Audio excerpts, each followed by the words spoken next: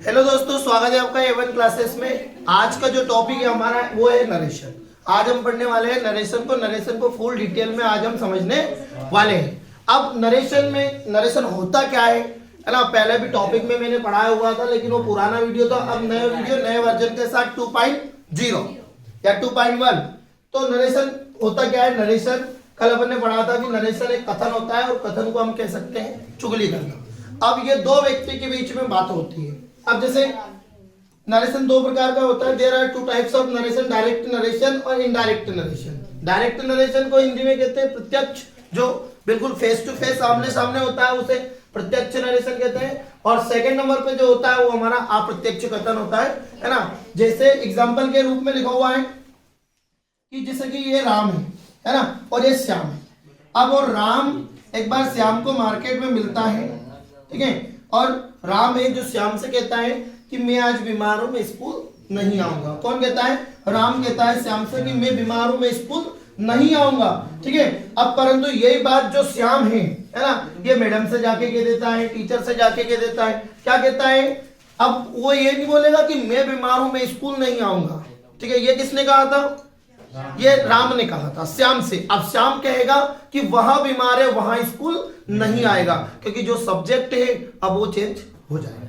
अब subject change होता है। अब इसमें क्या है कि पर्सन याद रखने पड़ते हैं अपने को। अब पर्सन जैसे आपको पता है पर्सन कितने प्रकार के होते हैं। पर्सन 3 प्रकार के होते हैं। कौन कौन से होते हैं? एक तो फर्स्ट पर्सन होता है, एक सेकंड पर्सन होता है, और है ना, और एक थर्ड पर्सन होता है। ये 3 पर्सन होते हैं, जो 3 पर्सन अपने यहाँ पर लिखे हुए हैं, ठीक है। अब 3 पर्सन कौन कौन से होते हैं ये आपको मालूम ही है, जो मैंने आपको बता दिया कि आई और बी ये फर्स्ट पर्सन होते हैं, यू सेकंड पर्सन होता है, इसके बाद बचा हुआ जो सारा है वो थर्ड पर्सन है, ठीक है। तो इस पर्सन के ऊपर ही पूरा नरेशन चलेगा, ठीक है। नेक्स्ट आगे बढ़ते हैं। तो जैसे एक सेंटेंस किस टाइप से आएगा? सेंटेंस आपका इस टाइप से आएगा कि यहाँ लिखा हुआ है राम सेड टू मी कि यू आर रीडिंग न्यूज़पेपर। ये एक सेंटेंस है। अब इस सेंटेंस के अंदर कौन कौन सी चीजें होती है ये सब डिटेल में दे रखी है। जैसे यू आर रीडिंग न्यूज़पेपर। अब ये एक सेंटेंस है जो व्हाइट अंडरलाइन के ऊपर है। देखो इसके ऊपर अब इसमें दे रखा है ये इन्वर्टेड कॉमा के अंदर है, और जब यदि ये इन्वर्टेड कॉमा के अंदर होता है तो जरूरी इसमें कुछ स्पेशल बात है, ठीक है। तो वही चीज इन्वर्टेड कॉमा के अंदर रहती है। आपने देखा होगा सोने को कभी कभी पहना जाता है, ठीक है, कभी कभी रख लो खराब नहीं हो जाए, टूट नहीं जाए। और जो लोहा है वो 10 कुंटल सरिये भी पड़े हुए हैं, तो पड़े हुए कौन लेके जाएगा, ठीक है, क्योंकि उसकी वैल्यू नहीं है। जो चीज क्वांटिटी में कम होती है उसकी वैल्यू होती है, और जो ज्यादा होती है उसकी वैल्यू नहीं होती। अब क्या होता है कि इन सेंटेंस को, ये 2 सेंटेंस है। अभी 2 सेंटेंस में दोनों सेंटेंस को अलग अलग तरीके से बोला जाता है। जैसे ये जो इन्वर्टेड कॉमा के पहले आने वाला जो पार्ट होता है उसे हम रिपोर्टिंग वर्ब कहते हैं, और जो इन्वर्टेड कॉमा के अंदर आने वाला पार्ट है वो रिपोर्टेड स्पीच, जो अपन ने कल पढ़ा था। अब इसके हर एक वर्ड को अलग अलग तरीके से नाम दिया गया है। जैसे एसआरवी दिया गया है ना, रिपोर्टिंग वर्ब के सब्जेक्ट को, जिसे हम कह सकते हैं है ना संक्षिप्त में सब्जेक्ट ऑफ रिपोर्टिंग वर्ब, जिसे एसआरवी का नाम दिया। सेकेंड नंबर पे होता है हमारा ओआरवी। ओआरवी का मतलब होता है ऑब्जेक्ट ऑफ रिपोर्टिंग वर्ब, जो ये सेकंड नंबर का है, ठीक है। अब रिपोर्टेड स्पीच किसे कहते हैं? जो रिपोर्टिंग वर्ब किसे कहते हैं? ये वाले सेंटेंस को। और जो इन्वर्टेड कॉमा के अंदर आता है उसे रिपोर्टेड स्पीच कहते हैं, ठीक है, इनडायरेक्ट नरेशन में, है ना।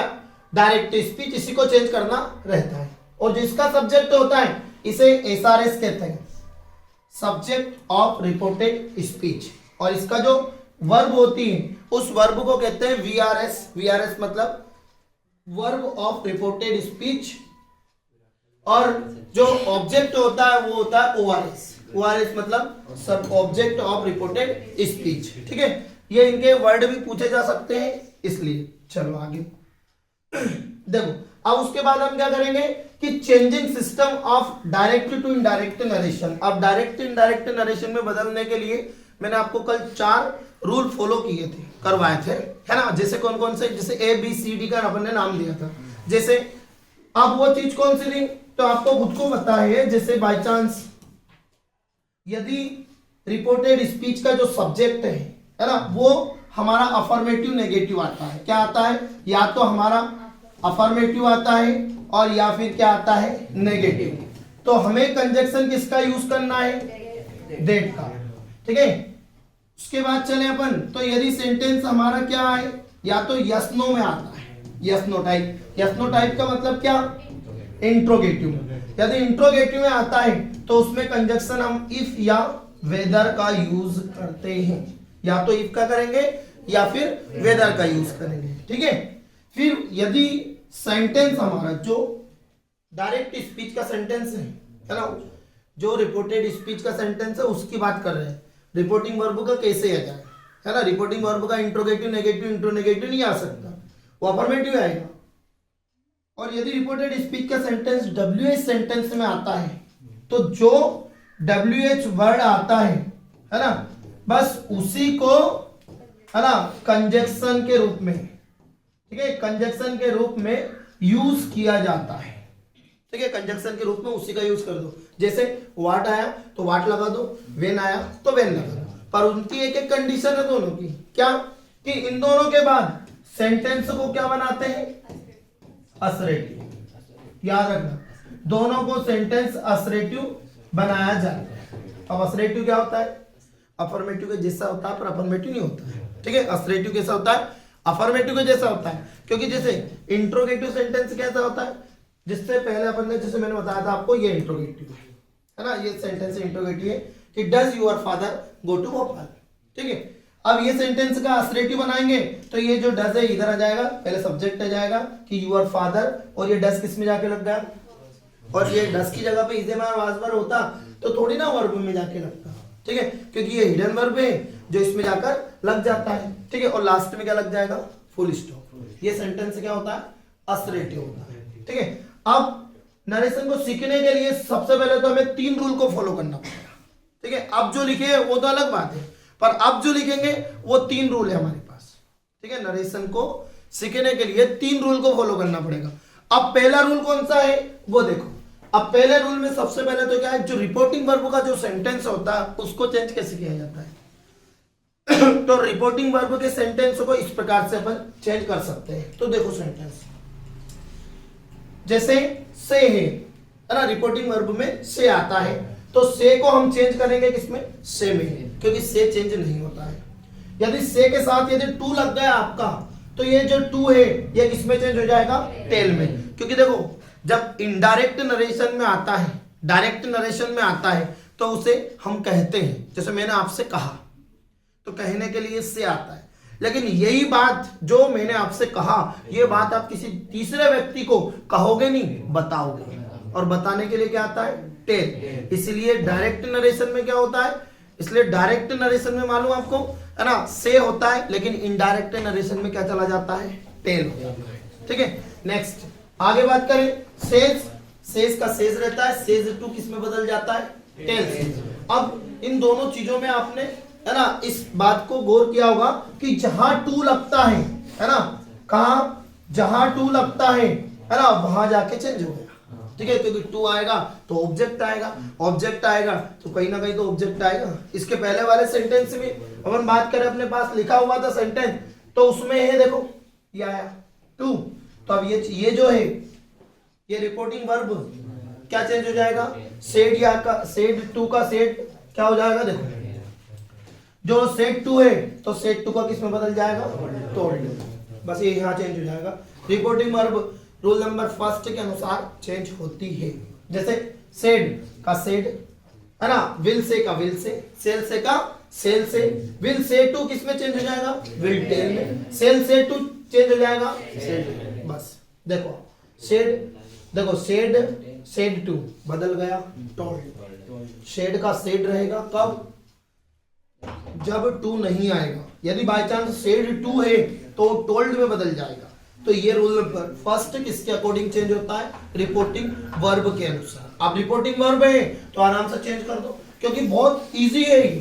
3 रूल को याद रखना है, बस नरेशन आराम से सीख जाओगे। Only 3 rule.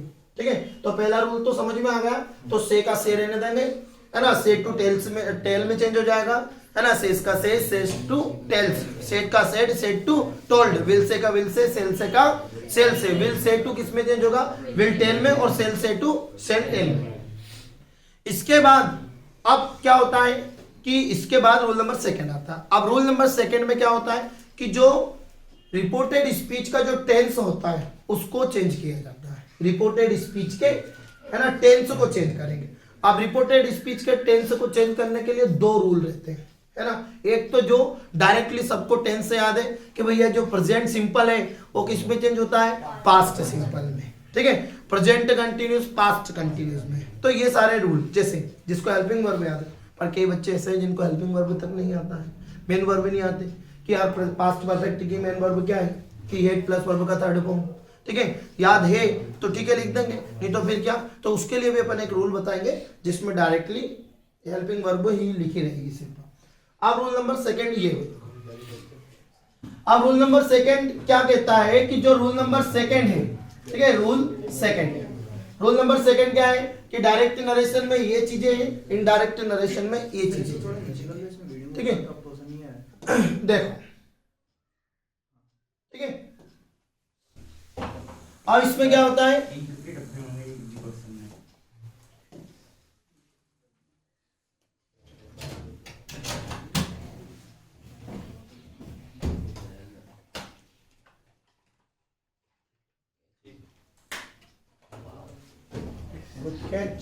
देखो अब होता क्या है, जैसे इसमें ये देखो प्रेजेंट सिंपल चेंज हो जाएगा डायरेक्टली पास्ट सिंपल, मतलब वर्ब का फर्स्ट फॉर्म किसमें चेंज होगा, सेकंड फॉर्म में।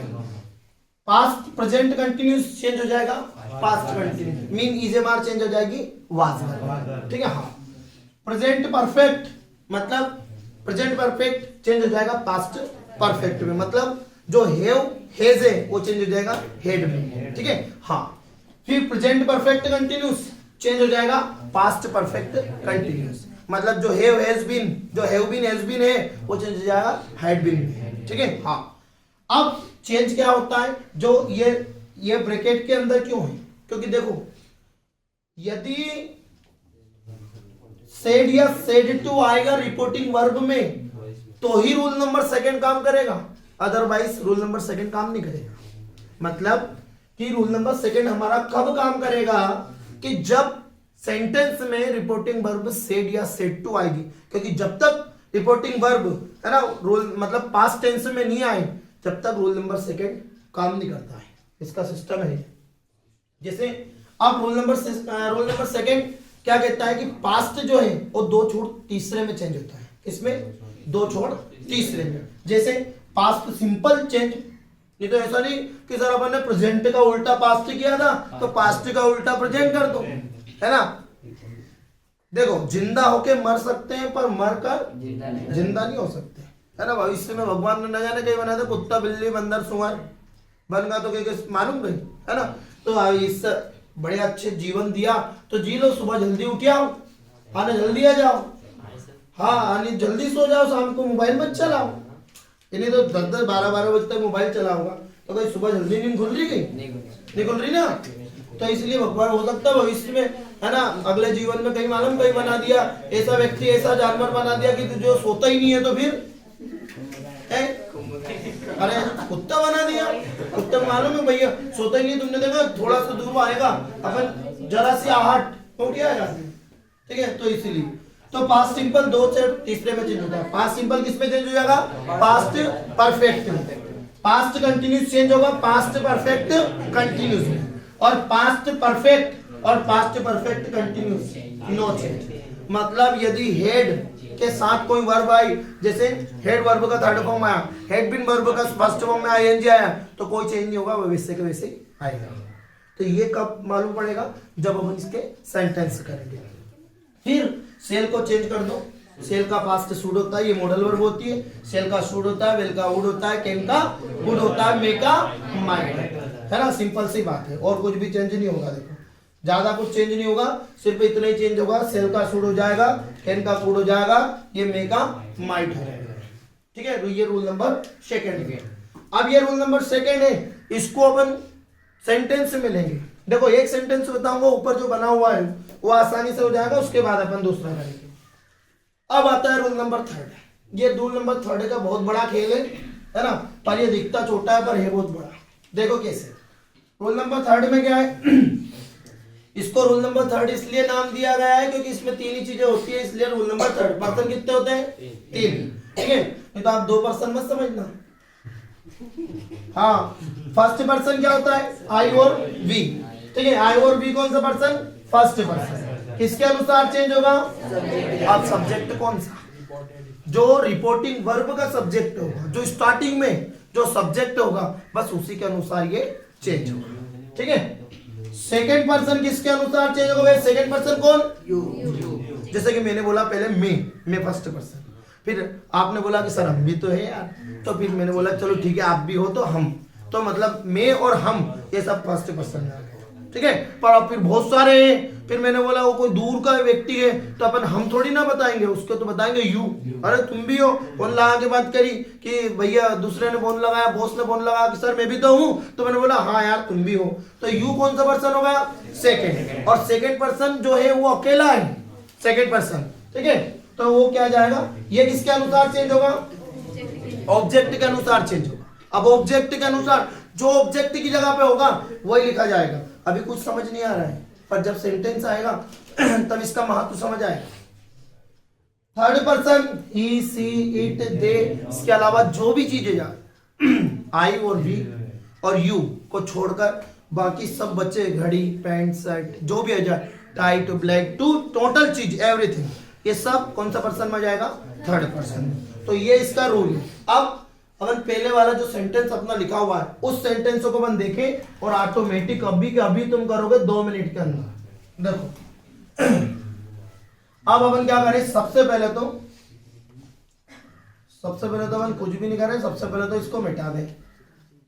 देखो ठीक है, ये लिखा हुआ था, आपको लिखना कुछ भी नहीं है, सेंटेंस है। देखो ये जैसे राम है, अब इस राम का तो कोई चेंज होता नहीं है। देखो ध्यान रखना कि रिपोर्टिंग वर्ब का ना तो सब्जेक्ट चेंज होगा ना ऑब्जेक्ट चेंज होगा, ओनली चेंज होगा तो क्या होगा?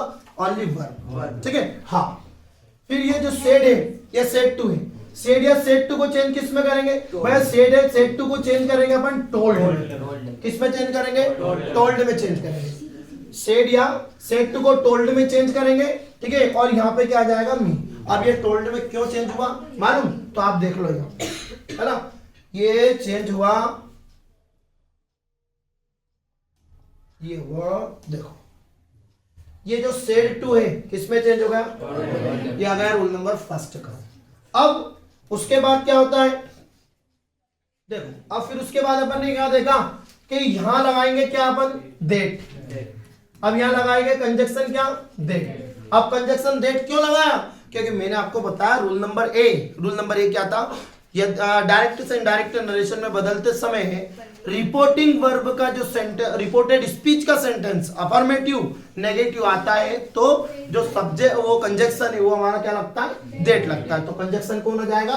डेट हो जाएगा। अब वो काम खत्म हो गया, ठीक है। अब इस सेंटेंस के टेंस को चेंज मालूम किससे करेंगे? रूल नंबर सेकंड से। परंतु उससे पहले हमें यूज करना पड़ेगा कौन सा? रूल नंबर थर्ड, ठीक है। टेंस चेंज होगा रूल नंबर सेकंड से। रूल नंबर सेकंड कब एक्टिव होगा हमारा? जब यहाँ सेड या सेड टू आएगा तो, ठीक है।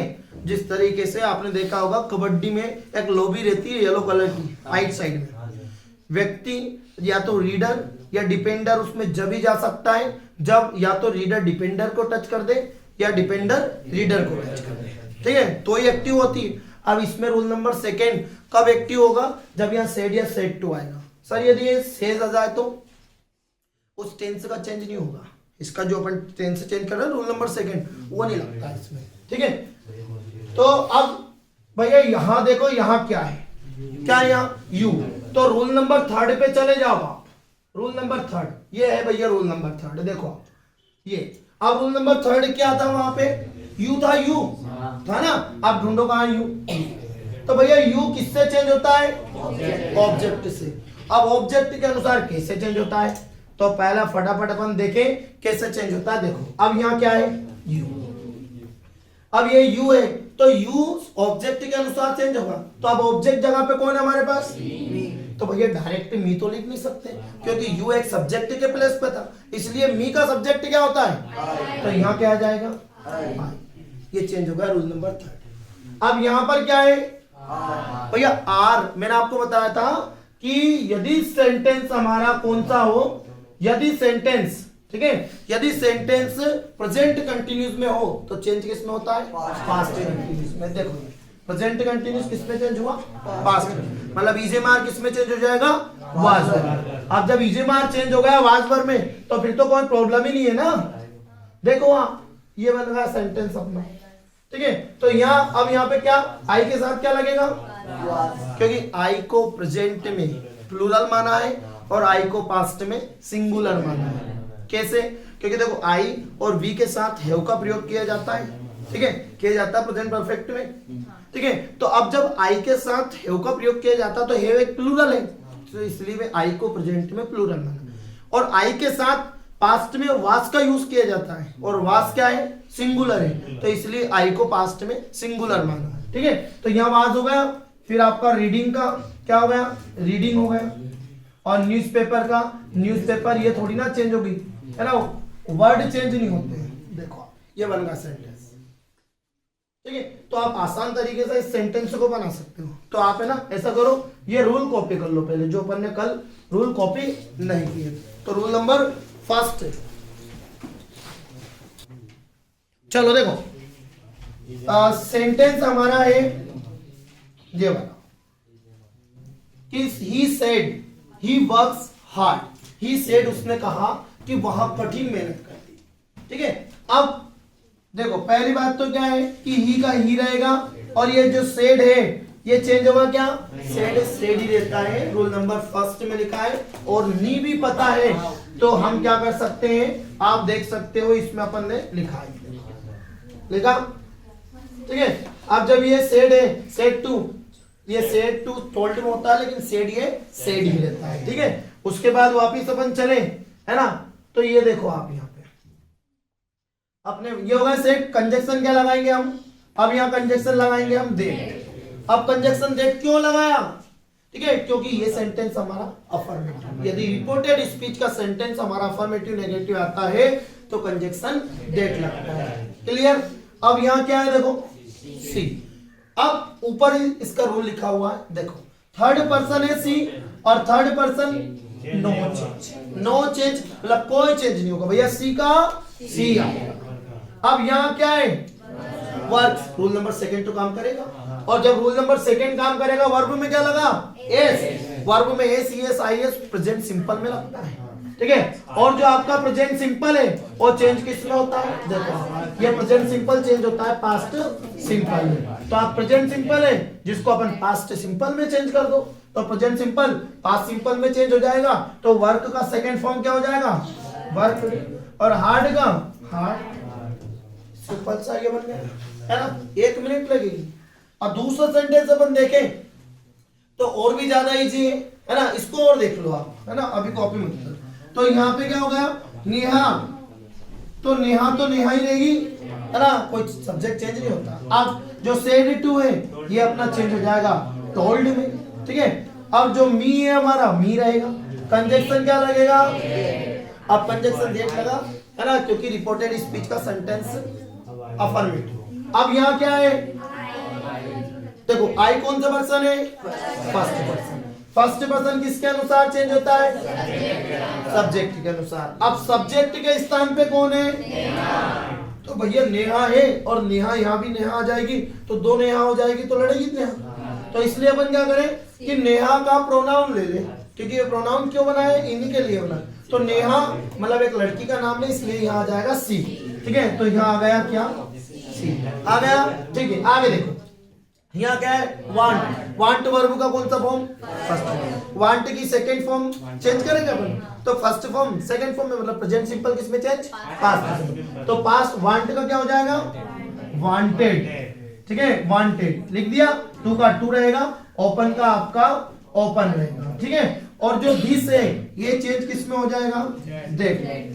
अब ये दिस दैट में क्यों चेंज हुआ, तो कुछ वर्ड होते हैं, कुछ टाइम होते हैं जो चेंज होते हैं, जैसे दिस का टाइम चेंज हुआ, डेट है ना। बाय चांस कभी ऐसा हो जाए, दिस का टाइम क्या हुआ, चेंज डेट हुआ, जैसे कि बाय चांस ऐसा आ जाए, देखो जैसे ये दिस है, ये दिस का हुआ डेट, क्योंकि दिस मतलब यहाँ, लेकिन पास्ट में क्या बताएगा, वहां, और वहां के लिए क्या लगता है, दे। जैसे कि नाव, नाव का क्या हो जाता है भैया, नाव का देन हो जाता है, हीटर का थीटर हो जाता है, ठीक है, हियर का दियर हो जाता है, ठीक है। ये जो चेंज, हेंस का थेंस हो जाता है, यस्टरडे का द प्रीवियस डे हो जाता है, टुमारो है ना, द डे आफ्टर टुमारो, ठीक है, next day, the following day, मतलब बहुत सारे जो टाइम होते हैं, टाइम अभी मैं लिखवाऊंगा, उसमें आप कंप्लीट हो जाएगा, ठीक है। इसके लिए आप एक सेंटेंस करके देखिए, है ना, जिसे कॉपी करो और एक सेंटेंस आप बनाओ, देखते हैं आपसे बनता है या नहीं बनता है।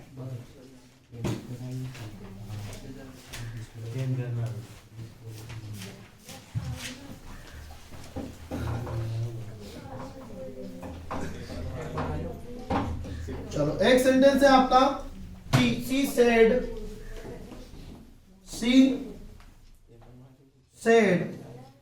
है ना, she said I am waiting for my friend, I am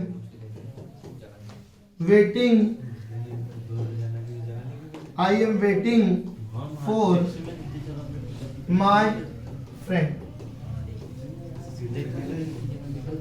इसको चेंज करिए आप, कि she said I am waiting for my friend.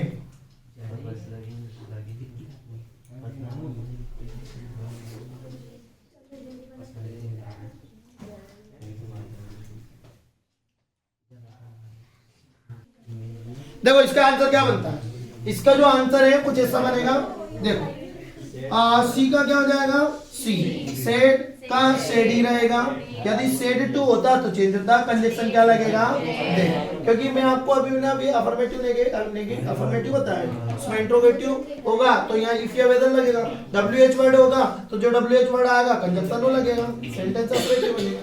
अब यहाँ पर क्या है, तो देखो सबसे अच्छा एक रूल बताता हूँ मैं आपको, ऊपर वाला सेंटेंस में क्या लिखा था उससे कोई मतलब नहीं, ठीक है। देखो मैंने आपको बताया SON सन, याद रखना SON सन, उसके नीचे लिख लेना 1 2 3, ठीक है, ये तो याद होगा, ठीक है। जैसे 1 सन के नीचे 1 2 3 लिख लेना, ठीक है। अब जैसे 1 मतलब फर्स्ट पर्सन, 2 मतलब सेकंड पर्सन, 3 मतलब थर्ड पर्सन, फिर उसके बाद S का मतलब सब्जेक्ट, O माने ऑब्जेक्ट, नो माने नो चेंज, N माने नो चेंज।